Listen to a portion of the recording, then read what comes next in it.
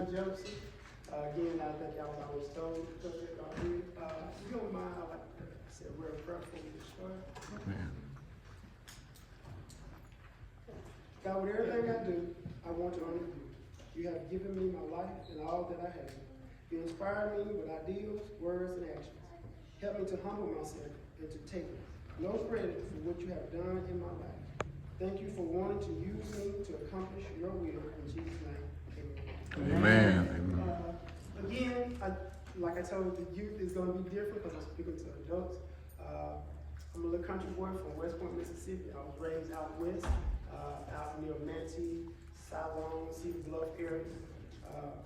I grew up there, played football, lived at West Point, went to Illinois Community College up in Fulton.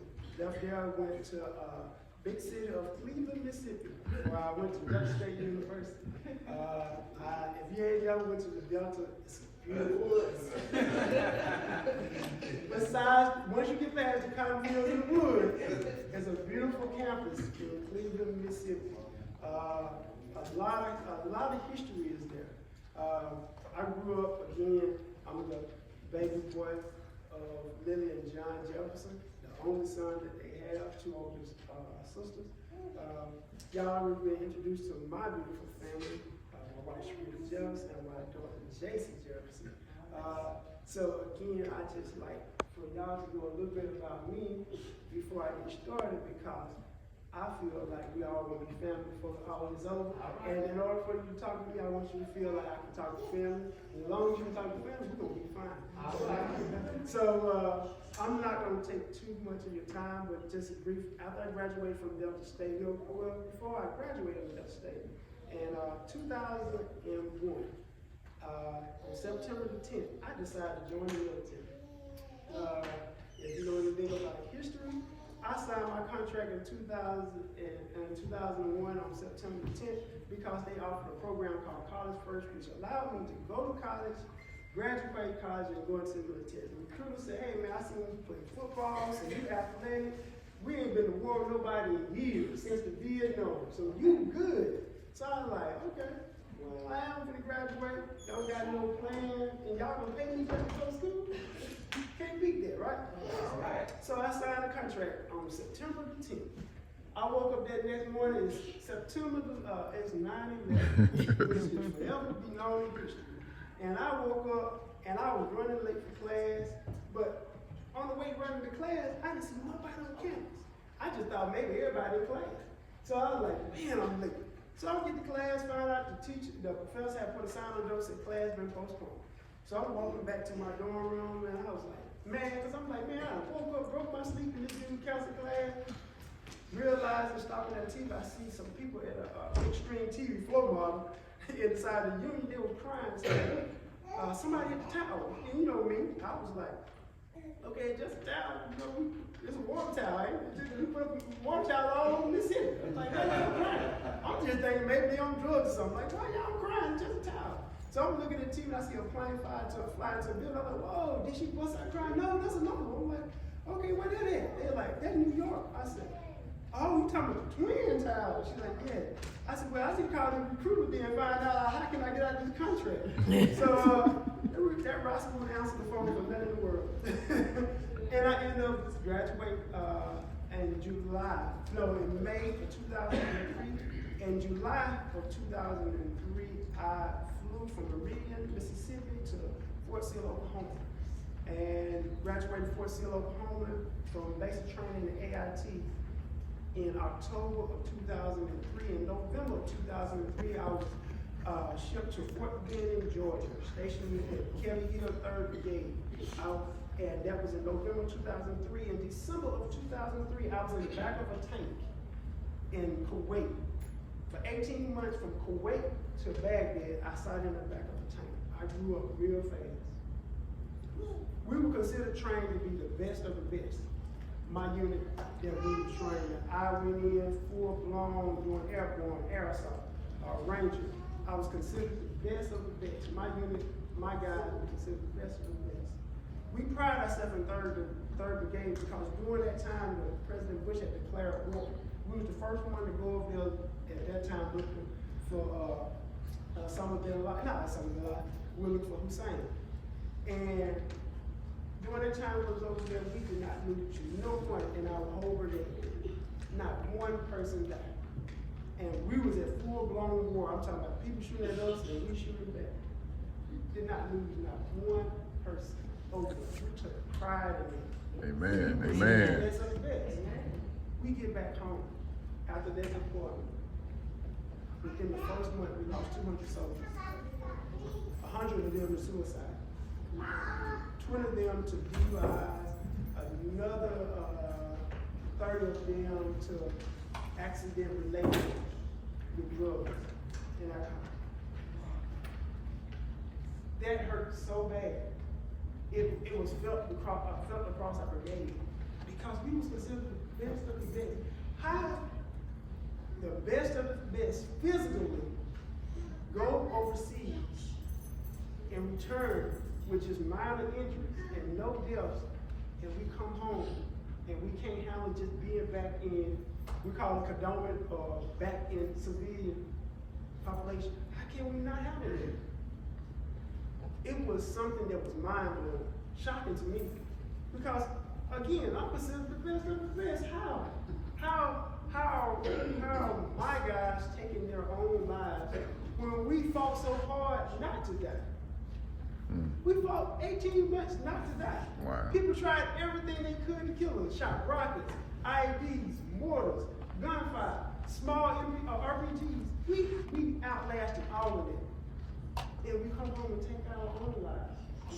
So at that time, I already had a degree in this field, but wasn't quite in it. But I was still trying to understand what was causing this. Why? What was causing this? Served the military, got out from the military, and upon getting out of the military, I met this young lady, and we celebrated 12 years now anniversary. I met this young lady. And she had been full blown in the mental health field, like full blown. And I'm so good. I'm like, okay, I got a degree in this, but man, you never kind of talent. And she's like, well, baby, why don't you just go ahead and get your master's in? Like I don't know. She said, well, I'm gonna enroll you in the class. You're gonna just take the class and go do it. Took the class, got enrolled, and started my mental health career. Started with it. Started working at community council located in West Point, Mississippi. Started there. Originally started as an assistant, even though I have a degree. Started working as an assistant, worked my way from assistant to a case manager, from a case manager to a therapist, from a therapist to a program, to now I'm the county administrator, so over the county of Clay County for community council service. So, but all of that comes from just basically starting with her telling me to go ahead and take them classes. and it's really inspired my understanding of getting to this field. So I wanted y'all to know a whole lot about me so you can understand I'm just one of y'all. I know I'm up here speaking, but I'm just one of y'all. And I want to talk about the topic of suicide. I know I mentioned it, but I want to talk about the topic of suicide. And it's something I hold near and dear to me. Again, I just told you I lost soldiers to it, but I also did tell you when I was 13 years old, I lost a cousin that was also 13 years old to suicide. He decided to miss school that day.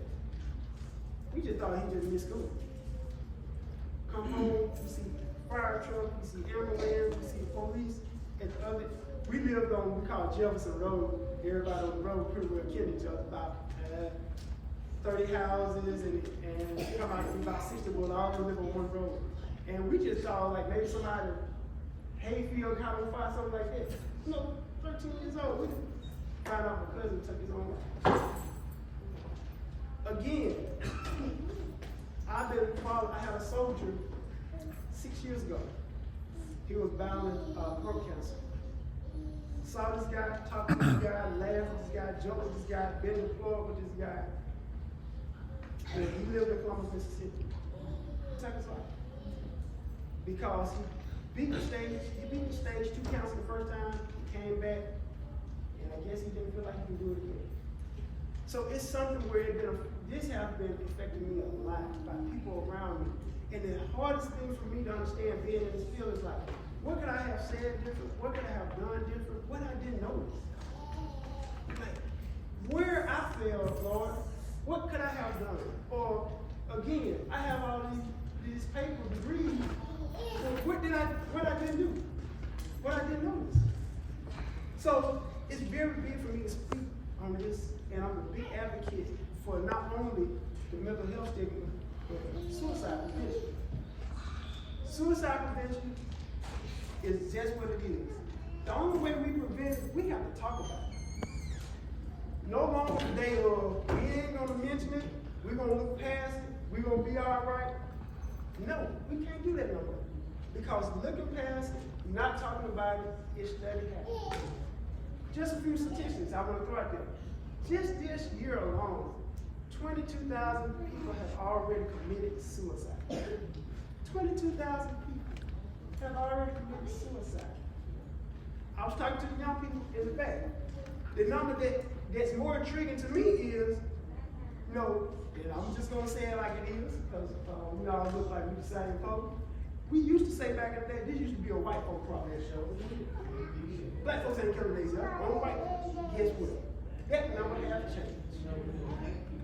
That number has changed drastically.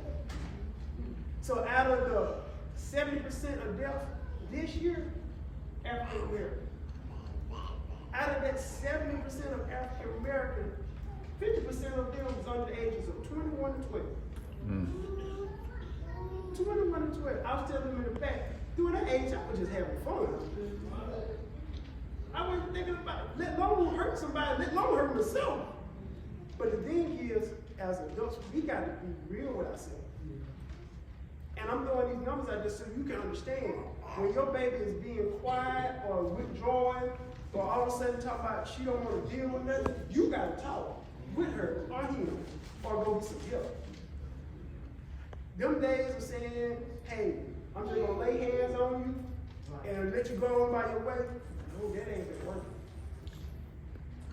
Yes, I believe in God, I love God, and God has blessed me to be in this position to be here talking to you, to tell you I'm here to help you. So, use me, because this is my God allowed me to be in this position. Amen. He didn't create the job for me for you to say you don't need me. Amen. Think about it. My dad passed, so I used to get on my dad all the time. He heard me, he told me, I ain't gonna go to the doctor. Dad, why you think God created the doctor? I'm just gonna pray over my leg. Dad, he been praying on that leg 15 years. That's right. That leg had not got better. God told you as a doctor, go to the doctor, man. Like, this is what the doctor here for. Like, come on. Again, we do the same thing. And I know, again, as a race of people, we have pride ourselves in saying we can do it. We have pulled ourselves up before. I can pull myself to do anything else. Like I told them people in the back. Guess what? We are the only race of people pride ourselves on being independent. The only race that pride ourselves on, I don't need nobody else. Matter of fact, we promote it through songs, through videos, through chats, through personal comments on our Facebook page and Twitter, TikTok. We promote, I don't need nobody else. We promote it. It's true. We say it. We tell our kids that you don't need nobody else. Mama made it, you can make it too. Guess what? This world is not set up for you to make it by yourself. Amen. It's not. It's not set up for us to make it by ourselves. Regardless of how well you think you are doing, it's not set up to be made by us. It's not. It's really not. No, I'm not telling you to go out there and go find somebody. I'm just saying it's not set up to make it by yourself. Amen. We need someone. But the thing is, by us promoting it as adults, that we don't need nobody, we tell our kids when you have a problem, you just have to deal with it internally. Guess what? A lot of these suicides happen because they can't deal with it internally. Okay, since I'm talking to old folks, I'm just going to be honest. Hey, this new generation ain't built like we built. That's right. That's right. That's right. My baby right here, but she can't handle the stuff. I get on to her now for crying because she broke the bracelet. Girl, better get up. This is right. We got other stuff going on in the world. But that's the generation. Yeah. That's the generation. And the thing is, I'm not saying it for us to start beating them up. Right. But I'm saying it for we can stop and pause and realize they ain't built like we built. Right. So back in the day when the old folks used to tell you, y'all, you'll be all right, you'll get over it. We used to have, we said in the military, suck it up and drive on. We can't do that no more. We tell them suck it up and drive on, they gonna take their life, but they can't drive them. They feel like that's the end of the world because they lost their little 14-year-old boyfriend. Yes, yes. They think that's the end of the world. That's the last love they got in their life. In which we know that's far from the truth. But the thing is, as a race of people, we don't sit down and talk to our babies. Because we try to hide everything. Because we want everybody to feel like the family is perfect. Uncle John don't got that problem. That's right. Aunt Mary don't got that issue. We good. Don't worry about it. Everybody good. Instead of sitting down and saying, okay, we got some problems, baby. We ain't perfect. Mom ain't perfect. Dad ain't perfect. This is what we got going on with it. I struggle with this. Or I struggle with this. You know, remember my wife talked about the importance of having those nurturing mothers when a woman is expecting a child. You know, going through having those old women there passing on that wisdom of what to prepare for a baby when this happens. We don't have that now. We don't have that now. We don't have those old women saying, okay, baby, you're gonna go through a little sadness once you have this baby, but you're gonna be fine. You know, it ain't the end of the world. We all been through this. And see, the problem is not having that older person saying that I went through this. We feel like we're the only one battling it. And we struggle with it. Us young people struggle with it. Because we like, well, everybody else in the family is perfect. That's what mama said, everybody perfect. I'm the only one, I'm the misfit. And so you shrine yourself in the family or don't even ask for help. And you start down this spiral of self-medicating. Okay, self-medicating for some of y'all, that means we start going outside of normal. Drinking, smoking, and now they got so many drugs out there, I can't even name them. The sniffing, the snorting, the injecting, whatever you want to do, they got it out there. But you start to self-medicate yourself to get rid of the pain for just a few minutes. Or statistics say for most highs only last 30 minutes. For 30 minutes you want to remove all your problems. But the problem is when you come back, you're still there. The problem is you're still there. You just was out there for 30 minutes, but the issue still goes on. So we start self-medicating. Don't know why we're doing it, but we do know why we're doing it. But the thing is, we start digging a deeper hole. And now it started, not only started affecting us, it started affecting our family. Now it's went from affecting our family to now it's affecting our job performance. It went from affecting our job performance to now we're in a point where we done lost everything. And it all came from just not talking. Not saying I need help. Not saying, hey, something is going on with me. Again, we as a race promote. We don't need nobody. We need to stop. We need to stop that. We always talk about how these people from Turkey or Iraq or Haiti come over here and they family buy all these business and buy all these stores and do all this and we can't do it. We break and my folks died and bled on his land. You are right. But the problem is, if you go in them stores and look, the mama working the cash register, the son back there stocking the shelf, the brother over there fixing the chicken, they working together. That's right. It ain't no, we give us a few dollars, I'm gonna tell you, I don't need nobody. And then the same folk that raised in the house with, we be like, I can't deal with them folks. I can't work with them. Then the same folk raised you. Think about it. This is, as a race of people, this is what we do. Yes. But we always talking about somebody trying to hold us back.